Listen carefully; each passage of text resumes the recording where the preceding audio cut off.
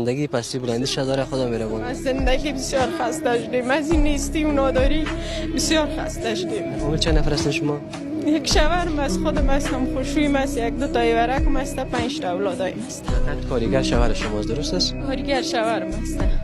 این دیگه کام کسبم نداره که برای یک کسب داشته باشه، باز کسب داشته در این شرایط خودتان میبینید که هیچ کار نیست.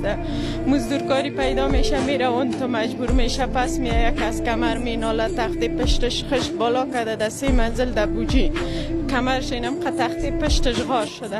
باور کنی که من به این مالک در نبودم که من این تو برم از یک دواخانه یک تختک پرستمول برش بگیرم باتم که بگویم دیگه بخو امیل از هم آمدیم از دکاندار ما 300 روپا قرض گرفتیم. 300 روپا خیره به ما بدین، ما که پس آمدم ما به شما میدم. 300 ما قرض کردیم تا اینجا خدا رسان.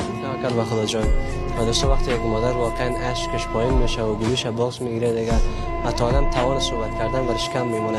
اینا گفتن با ما چند بار تماس گرفته بوده خودشون، واقعا وقتی که از مشکلات میگفتن و ما هم دست ما چیز نبود، وقتی که اینا اکثر وقتی که تماس میگرفتن نمیه یک بار در خانه ما در این باور کنی که ایوان از دواخانه زندگی نمیکنی، یک بار شما بیا این خانه ما ببینین، فقط یک بار این تو ببینین میگین آفرین تو چه رقم در یولی زندگی میکنی.